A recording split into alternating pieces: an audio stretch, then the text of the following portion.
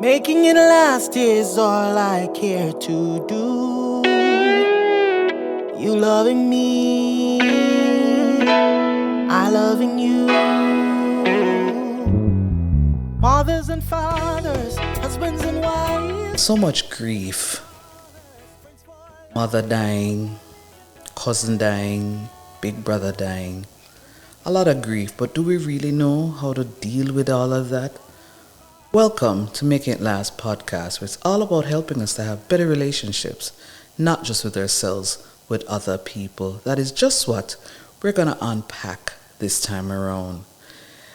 What are the 7 stages of grief, and who better to talk about that with is Dr. Grace Kelly. She's an author of the book Grieve If You Must. She's also a grief and bereavement specialist. Welcome. Thank you, Madam Daly. It's always a pleasure being in your presence. Thank you.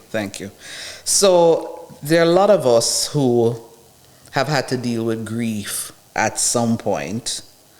And I've always thought that grief is not something you overcome. It's something you learn to cope over time. And I think initially there were 5 stages, but I recognize in my research that there are actually now 7 stages of grief. Could you take us through that? Okay, thank you for that question. As a matter of fact, as you talk about the getting through a grieving process, I just want to express the thought that grief is our perception, our response to the perception of the loss. So how do we perceive our loss? That determines the level of grief or the process. Our brain is designed in such a way that as soon as there's a loss, it kicks in. It allows you to start protecting yourself from the loss. And that's why the first stage, and I'm sticking to the 5 stage while there are different... Okay, you're sticking to the 5. I'm sticking with the 5 stages because while there are additional stages, when you look at it, it's like a subset to another part. Okay. And Kubler-Ross, psychiatrist, who developed these stages, initially, it was not for grief. It was not for bereavement. Oh, really? It was a process that was utilized for persons who are going through the last phase of their life. As a result, the denial, so you get a diagnosis that you're you're terminal. And you're like, oh no, it cannot be. That's the denial. Then immediately after that, you get very angry. I had so much to do in life. I am not ready yet. So you get angry. And then the bargaining stage is where the individual would say, like, God, please, if you would take away this from me, I will give you my life, I will do, and you make bargains with the source of our strength. For us, we know God. For others, whatever source it is. So they bargain and they want to live. And it moves now to the point where you become overwhelmed and the depression sets in. After the depression, one comes to realize that, hey, it really is happening. And so they accept that they can't change what is happening. And so they accept it. And over time, as they treat with individuals, the process now was adopted. And it is so fitting for someone who is going through grief. And you mentioned now that death and dying and so on. I just want to help our audience to appreciate that grief is not just about dealing with the death of someone. You grieve any loss. So it could be relationship, divorce, separation. It could be loss of opportunity. It could be anything that brought pain. So the initial reaction to pain is our ability that God has given us to protect ourselves. And that's a process called grief. We are cushioned. Okay. So you've basically just, give us an overview. I want to unpack each of them. Yes. So let's start with denial. How can somebody who is an onlooker pick up that somebody's actually in that particular stage? I can't believe it. I just spoke with her. I couldn't imagine that he would do or she would do something to me. I just don't believe it. So those are some of the kinds of expressions that they would hear. The behavior pattern. You're going to the place where you're accustomed to meeting the individual. That's a behavior that they would observe.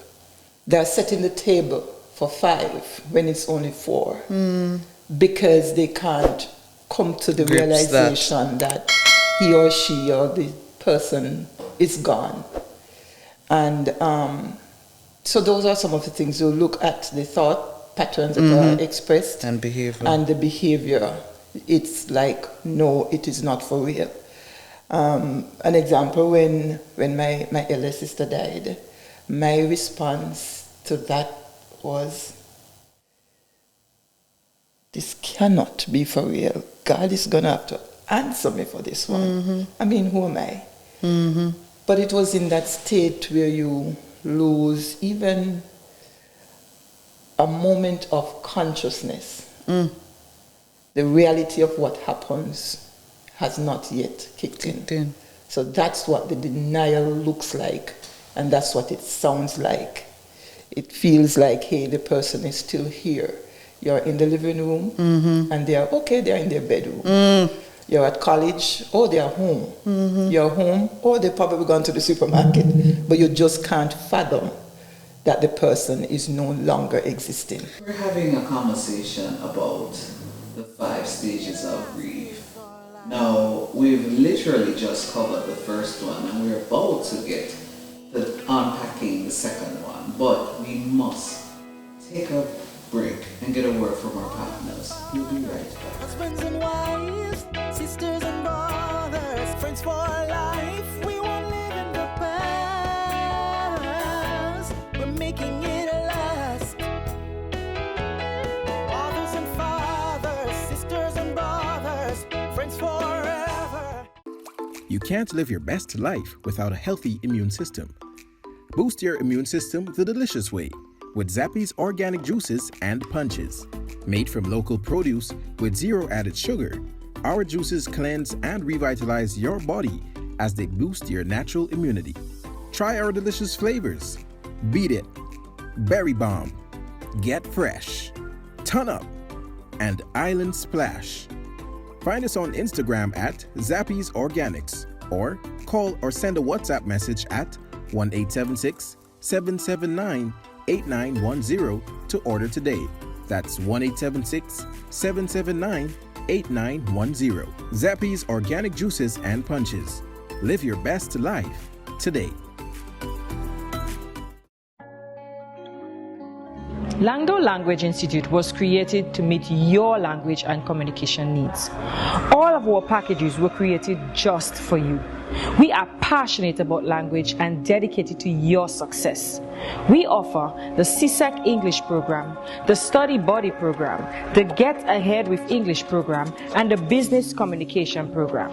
Contact us at 767-285-0938 or email us at langdolanguage@gmail.com.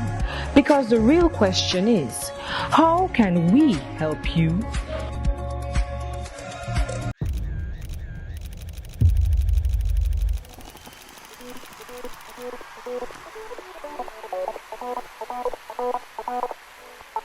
Photography is an art. But more so, photography must come from the heart. Precious moments, priceless times. Take a pic and know it will turn out fine. BMC Photography JA. Beautiful moments captured. Let's go. Last is all I care to do. You loving me, I loving you. Mothers and fathers, husbands and wives, sisters and brothers, friends for Which stage are you? Say, tune into this conversation and you will find out. Welcome back. How can people also be a little bit more sensitive to when somebody is in that stage? Recognize that it is part of the process. So rather than saying to them, why is it you haven't packed up the things yet, or why is the room the same way, as if, how can someone, be a little bit, or others, even family members, because I think sometimes even with the best of intention, they think that they're helping the process. And they may even get to the point of, get over it. Yes. Yeah, it's been a while now. Why you don't think that, pack up the things, let's give them away, or, Be open-minded. Okay. And I'm saying open-minded because a lot of us, we are locked into some beliefs. True. And say, for example, Christians, they would say to the individuals, like, you're behaving as if you don't have any hope. Your mom was suffering or your dad was suffering, and God did you a favor, basically, to get them out of their suffering, and you're behaving like this. Be very sensitive towards other people's need. Yeah. And one of the things that we need to appreciate is that grief is a very personal process. And it's like our thumbprint. It's unique to each of us. It is not something to be rushed. You cannot even give yourself permission, quotes unquote. We use it sometimes, in talking with individuals and even in therapy and counseling. Give yourself permission to grieve. But that's when you are giving the client or the person you're supporting a nudge to say, you can allow yourself to go through the process that your body and your mind is naturally taking you through. So you're giving them a nudge to say, allow it, because it's okay to grieve, because that's a natural response to loss. People, there's no time limit. And this, for some people, it might come as a shock. But grief is a forever thing. It's a lifetime process. What is different is that you learn how to cope. And how to manage the triggers. Yes. And when you do that, the intensity of the pain is lessened. And so you can live through it, recognizing that the person is gone. You have not forgotten them, and you can carry on their legacy, and you can memorialize them, knowing that they have made an impact in your life. So you keep them in your memory forever. It doesn't mean that you're thinking that they are not dead. They are dead, and you are living your life without them, but with the memory and those special moments that you've had. You cherish those. So people need to be realistic and say, hey, even though you are going through this process, or let me just say, change it. Instead of saying, get over it. Okay, I am here for you. It must be difficult for you. I don't know how you are feeling, but I can appreciate that you are hurting. And if you can't say the right thing, it's okay not to say anything. Yes. Just be there, just be present with them. Yes. The research is now showing, that when someone goes through trauma, whether it as a result of responding to bereavement or whatever situation, they need a minimum of 1 year just to be supported. And in chaplaincy, they call that, supported through the ministry of presence. Just like be there for them. Just support them. And someone you know very well too, I think it's I know it's a mutual friend of ours. When his wife died, his children in the house was burnt down. Mm-hmm. And he was like totally out of it. And I recall some time later I was talking to him about his dad, very close to me also. And I'm like, how was Dad? And he said, Grace, you know, when that incident happened, my dad came and he hugged me. Wow. He hugged me close. And when he was finished, it felt like it was for eternity, basically. But when he was finished, he said, I hope you heard what I said. But his dad never opened his mouth. So support them through this and realize that I am not you, neither you, I. We are each different and we respond to things differently. We have 10 siblings. All of us going to respond differently to the death of our parents or whatever challenge we have. And as unique as you cannot travel on, well, you're not supposed to travel on somebody's passport because they're going to need your thumbprint. You cannot grieve for them. So give them an opportunity. Give them space. Allow them space to feel. Yeah, to grieve. Yeah. Hi, I'm Dr. Grace, and we are here having a conversation about grief. And we have chosen to discuss the 5 stages of grief. This is part 1, and I encourage you to stay tuned. Join us for part 2.